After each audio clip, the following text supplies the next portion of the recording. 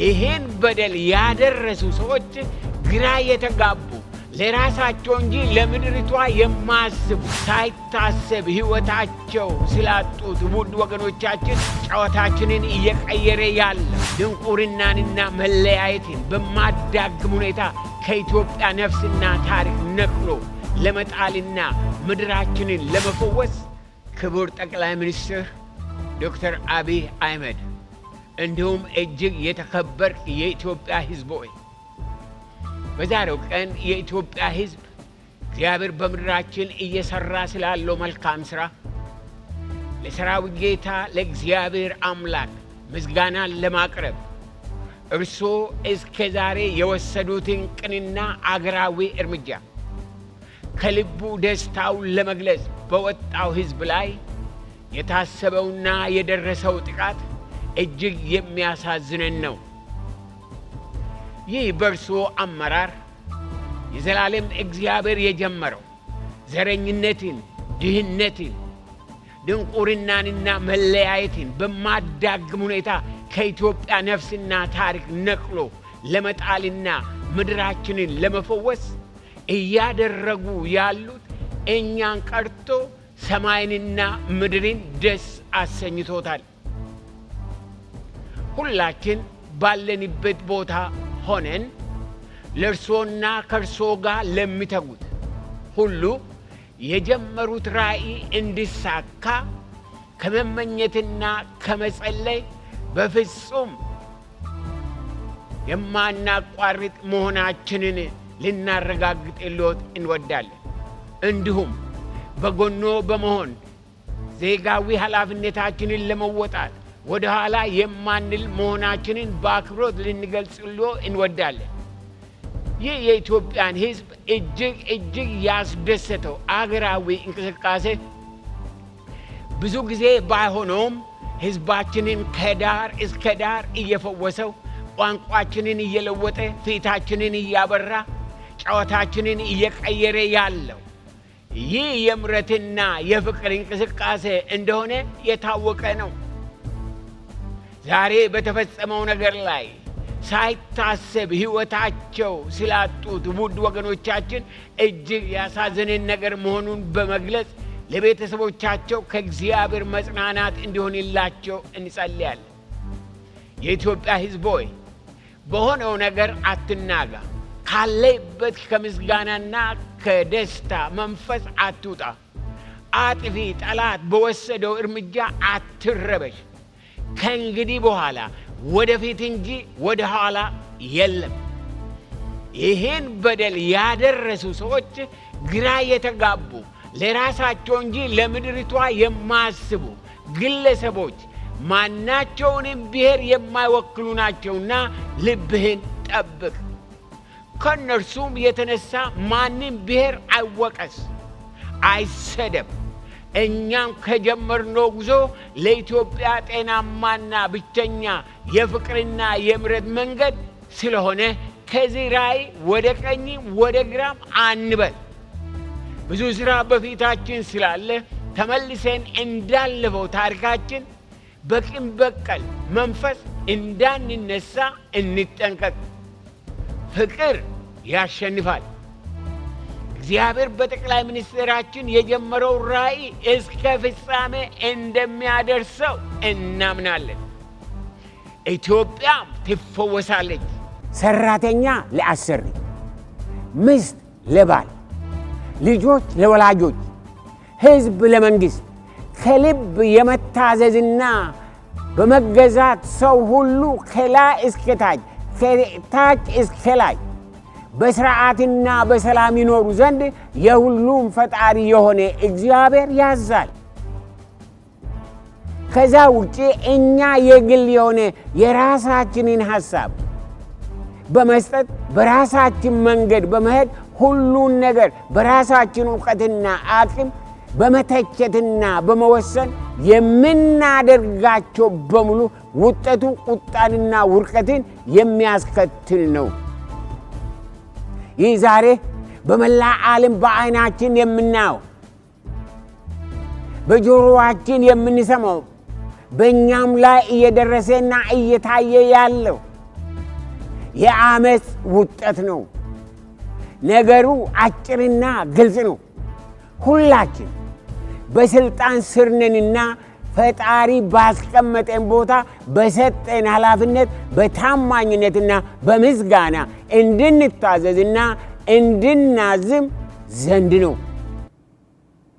ሀገር የምትፈወሰውና የምትበለጽገው በዛ መንገድ ብቻ ስለሆነ የኢትዮጵያ ሕዝብ በሙሉ ወደ ልቡ ይመለስና እግዚአብሔር ባስቀመጠው ቦታ ከልቡ በመታዘዝና በማገልገል ደስተኛና ፍሬያማ ይሁን።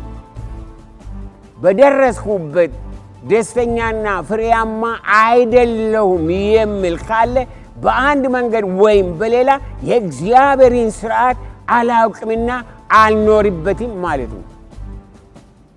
በዚህ ውስጥ አንድ ልብ ማድረግና መጠንቀቅ የሚገባን አለ። ሰው በዘመኑ በኑሮው በመንገዱ ሁሉ የዘራውን ያጭዳል። አዎ ሰው የዘራውን ያጭዳል።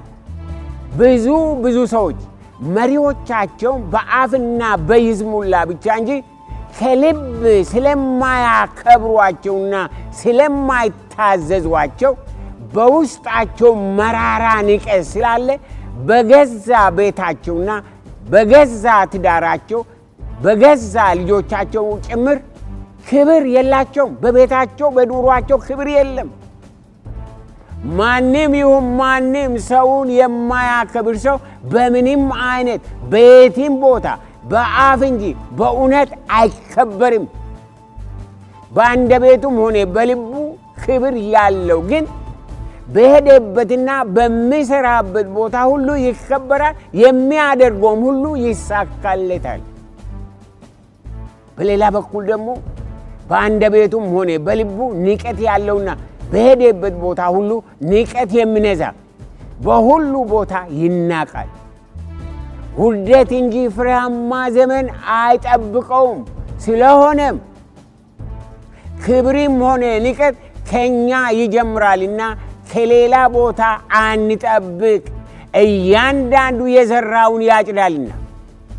ሌላው ደግሞ ዛሬ መንግስትን ለማሳጣት በየቦታ የሚጮሁ ግብርና ቀረጥ ከፋዮች ናቸው።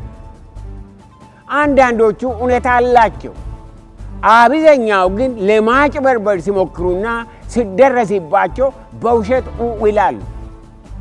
የእግዚአብሔር ቃል ግብር ለሚገባው ግብርን፣ ቀረጥ ለሚገባው ቀረጥን፣ መፈራት ለሚገባው መፈራትን፣ ክብር ለሚገባው ክብርን ስጡ እያለ ይቀጥላል። በዚህ ላይ በእውነት የሚበደሉና መሰማት ያለባቸው በታማኝነት የሚጠበቅባቸው የሚከፍሉና በጉቦኞች አስከፋዮች ሲጠቁና ጫና የሚበዛባቸው ናቸው። ብዙዎቹ ታማኞች እየተሰቃዩ ነው። ለምን? ጉቦ ፈላጊዎች፣ ጥቅም ፈላጊዎች እያስጨነቋቸው ስለሆነ።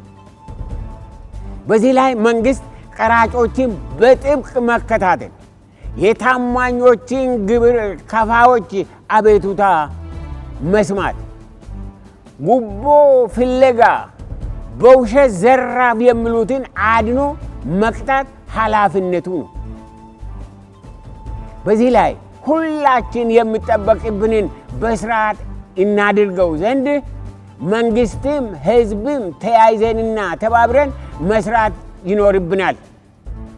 በዚህ ላይ የዘላለም እግዚአብሔር በዘላለማዊ ዕውቀቱና ማንነቱ ስለ ሀገር፣ ስለ መንግስት፣ ስለ ዜጎች፣ ስለ እያንዳንዳችን ኃላፊነት ግልጽ አድርጎታልና በሰላም ለመኖር የሚቻል ይህ የእግዚአብሔር ቃል በሥራና በኑሮ ሲተረጎም ብቻ ነው።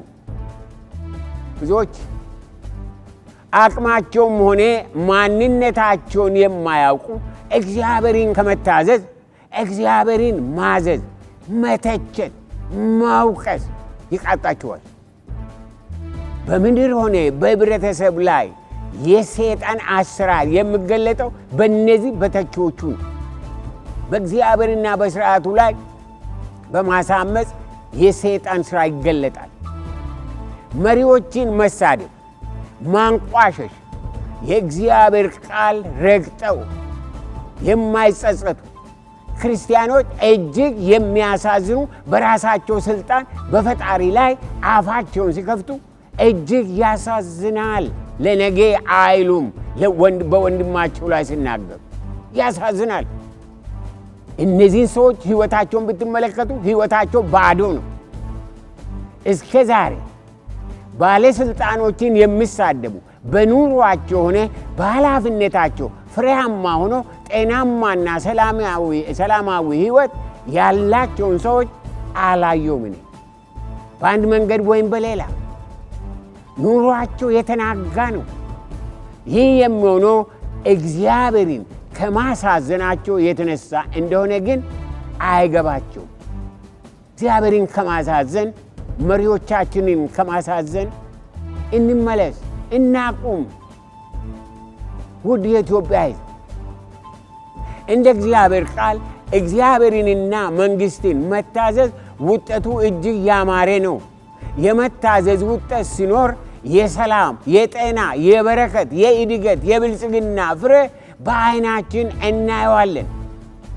ያልበለዚያ እንደዚህ ስናየው በምድራችን ላይ ያለው መገፋፋቱ፣ መጠላላቱ፣ መለያየቱ፣ መገዳደሉ ለምንድን ነው እንል ይሆናል። እውነቱ ግን የዘላለም እግዚአብሔር ያልመረጠው አይመረጥም፣ ያልሾመው አይሾምም፣ ያላከበረው አይከበርም። አማራ ሆነ ትግሬ፣ ኦሮሞ ሆነ ሌላ በእግዚአብሔር ዓይን ምንም ልዩነት የለውም። እግዚአብሔር ለዓላማው ሰውን እንጂ ጎሳን አይመርጥም። እርሱ ጉልበት፣ ማስተዋል፣ ጸጋ፣ ሞገስ ያለውን ደስ ያሰኘውን ያስነሳዋል፣ ይሾመዋል፣ ይጠቀምበታል። ጸጥ ብለን ለእግዚአብሔር መገዛት፣ በእርሱ መመሪያ መሄድ ለራሳችንም ሆነ ለተተኪው ትውልድ ትልቅ ዋጋ ያለው እግዚአብሔርን መስማትና መከተል ነውና እንጠንቀቅ። ሕዝቤ አንድ መረዳት ያለብን ግን አለ። ተሹመን አልተሾምን፣ ታውቀን አልታወቅን፣ ለሕዝባችን አስተዋጽኦ የምናደርግባቸው መንገዶች እጅግ ብዙ ናቸው።